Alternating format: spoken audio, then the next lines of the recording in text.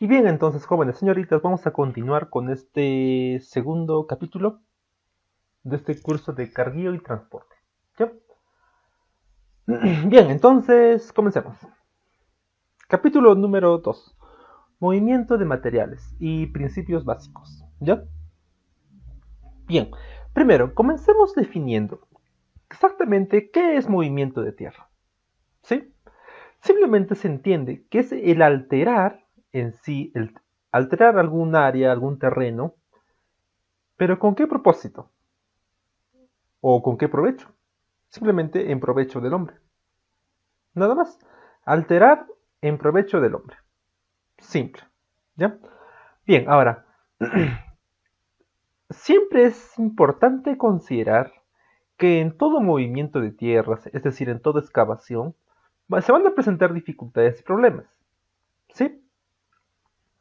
Y también se van a presentar algunas diferencias, algunas características en todas las materias que se muevan, que se remuevan o que se estén excavando. ¿Ya? Es decir, hay muchas cosas que se deben considerar, ¿no? Como la humedad, o tal vez en sí el mismo material, o bueno.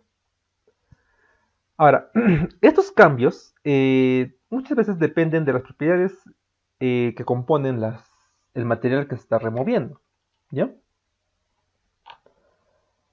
Es muy importante tener en cuenta las propiedades físicas de los materiales que se van a excavar, ¿ya? Ojo, son pequeñas ideas que se deben tener muy en cuenta. Bien, pasemos ahora a otro siguiente concepto, ¿sí? Es facilidad de carga. Bien, el grado de facilidad al excavar y cargar un material determinado in situ y suelto. Es decir, esta facilidad de carga se basa en estos dos principios, ¿ya? En la facilidad para excavar y cargar un material determinado in situ, es decir, esto de in situ simplemente corresponde al mismo lugar donde esté el material, ¿sí? Bien, ahora, y también suelto, es decir, suelto corresponde al material una vez que ya ha sido excavado. Ojo, ten en cuenta eso. Ahora, esto de facilidad de carga también se relaciona con el grado de facilidad al manipular, transportar, cargar y descargar un material determinado. ¿Sí?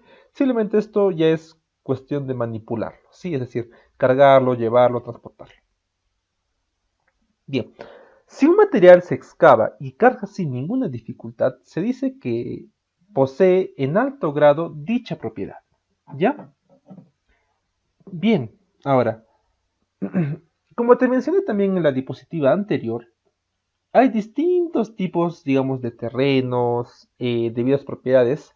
Esto hace que su facilidad de cargar simplemente sea distinta. ¿Ya? Por ejemplo, te dice, en el caso de suelos arcillosos, estos se pueden empujar con un tractor, simplemente un cargador, con gran facilidad. Mientras que si este suelo arcilloso está húmedo, entonces ahí ya se presenta una dificultad. ¿Ya? Como te dije, es muy importante considerar las propiedades físicas del material. Bien, ahora, existen otros materiales como rocas que también requieren el uso de explosivos. ¿Ya? Esto es muy común en lo que es relacionado a minería, ¿no? Porque ahí obviamente lo que se está perforando, cuando uno hace minería, se perfora en sí la roca, ¿no? Se perfora la roca y obviamente ahí es necesario para remover eso el uso de explosivos, ¿ya? Esto está muy relacionado a minería. Bien, ahora, en base al material que se va a excavar, también se debe planificar qué trabajo de carga o qué equipo se va a emplear. Esto depende del grado de dificultad que presenta la excavación, ¿sí? Y carga de un material, ¿ya? Es decir, el equipo se elige en base al grado de dificultad y esto depende de la propia excavación y del material que se está excavando. Bien, ahora, la superficie de la Tierra está conformada por numerosos elementos, compuestos, mezclas, pero estos se pueden agrupar simplemente en tres, en rocas, tierras y una mezcla de roca y tierra. ¿Ya? Primero, pasemos a lo que son rocas. Dentro de este grupo de rocas están incluidos materiales duros y firmes, ¿sí? Como el caso de rocas comunes, hormigón, bolones y materiales similares, ¿ya? Como te mencioné, esto está muy relacionado o se ve principalmente en el caso de minería o tal vez en la elaboración de puentes subterráneos, ¿sí? Túneles, en los cuales es necesario el uso de explosivo. ¿Para qué? Para poder remover el material y luego poder transportarlo. ¿Ya? Bien. Ahora, todos los otros materiales los podemos considerar como tierra. Bueno, siguiente. Tierras y otras materias del suelo. ¿Ya? ¿Qué? Al tamaño de las partículas y a la vez a la humedad, a la cantidad de humedad que estos presentan. ¿Ya? Es una buena manera de subdividirlos. Ahora, veamos el caso, por ejemplo, de la grava. ¿Ya? Este material tiene partículas grandes, ¿sí? Mientras que si los comparamos con los de la arcilla, en los cuales en la arcilla las partículas son pequeñas, ¿sí? O sea, hay una gran diferencia, ¿ya? Entre grava y simplemente arcilla. Bien, ahora, también veamos el caso de la arena. Por su parte, dice, ocupa un lugar intermedio entre ambas, ¿ya? O sea, es importante tener en cuenta el tamaño de las partículas, ¿sí? Pueden ser grandes, pequeñas o simplemente tal vez intermedias, como el caso de la grava, de la arcilla y de la arena respectivamente. ¿Ya? La propiedad de retener humedad es un factor importante, pues el contenido de ella afecta el peso y el rendimiento de las operaciones de excavación. Ah, claro, es muy importante determinar el contenido de humedad. ¿Por qué? Porque la humedad hace que tu peso de tu material incremente. ¿Sí? Y recuerda que para emplear un equipo, tú debes considerar más el peso que simplemente un volumen. Supongamos que un equipo, o sea, su capacidad de su cuchara te dice que es, no sé, de tantos metros cúbicos, ¿sí? Pero también te dice que está en toneladas. O sea, para elegir esto, tú debes sí o sí más basarte en el tonelaje, ¿sí? Porque tu equipo no puede trabajar con un tonelaje mayor, porque ahí simplemente tú estarías desgastando, malogrando, claro, simplemente dándole un mal uso a un equipo, exigiéndole más de lo que debería, ¿ya? Y para ello debes tú conocer el contenido de humedad de algún material, ¿ya? Para ello obviamente existen ya pruebas de laboratorio, todo ello, ¿sí? Debes tener en cuenta eso. Fácilmente en un laboratorio te pueden decir el contenido de humedad de tal material, ¿ya? Bueno, ahora veamos el caso de mezclas de roca y tierra. Las mezclas de roca y tierra constituyen el material con que se trabaja comúnmente. Claro, porque tú en el campo tú vas a encontrar ambos, ¿no? O sea, si son trabajos de superficie, vas a encontrar lo que es roca y tierra combinados. Mientras que si trabajas en minería, en las labores generalmente se encuentra, mayormente se encuentra roca. Mayormente. ¿Sí? Ahora, ese tipo de material se encuentra en la mayor parte del planeta, ¿no?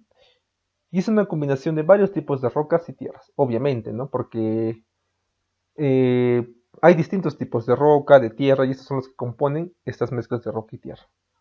O sea, y cada uno tú debes identificarlos. ¿Ya? El nombre que se da a estas mezclas identifica su composición aproximada. ¿Ya? Y finalmente, la marga arenosa, por ejemplo, consiste principalmente en una mezcla de marga con algo de arena. ¿Ya? Como te digo, esto es importante ya. Te recomiendo que investigues, ¿no? Bastantes tipos de estas mezclas que se pueden dar, ¿no? Porque en el nombre ahí también te indican de qué están compuestos. ¿Ya? Bueno, pasemos ahora a todos los materiales, ¿sí? En su estado natural tienen cierto grado de humedad.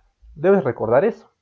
Con las condiciones del tiempo y de drenaje, debido a las características para absorberlo y detenerlo. Es decir, debes considerar, debes considerar principalmente la humedad, ¿ya? Y también con ello, determinar también las condiciones del tiempo, ¿sí? Es decir, digamos, la hora en la que se está trabajando, el tiempo en el que se está trabajando, es decir, si es un tiempo en el cual hay presencia de lluvias, o simplemente el clima va a ser simplemente seco, o sea, debes considerar eso, ¿no?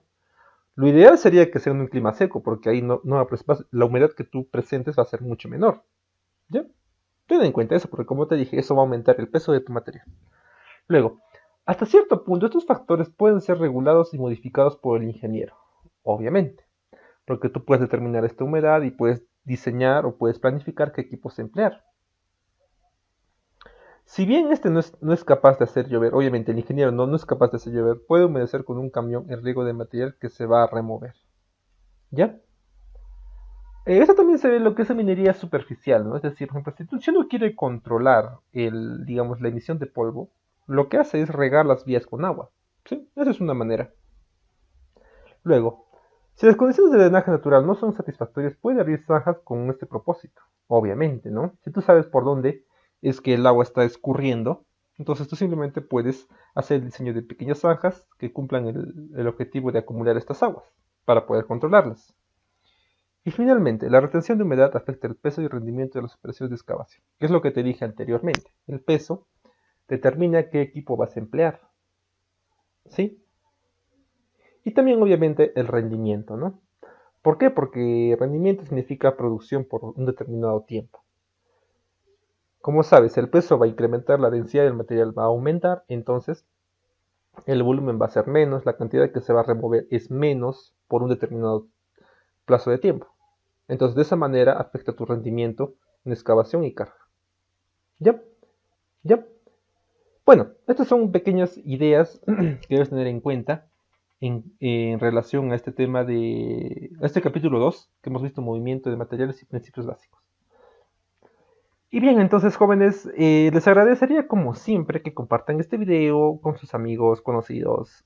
Bueno, recuerden, suscribirse no cuesta nada, es gratis. Me ayudaría mucho para continuar con esta serie de videos. Y bien, entonces los veo en el siguiente.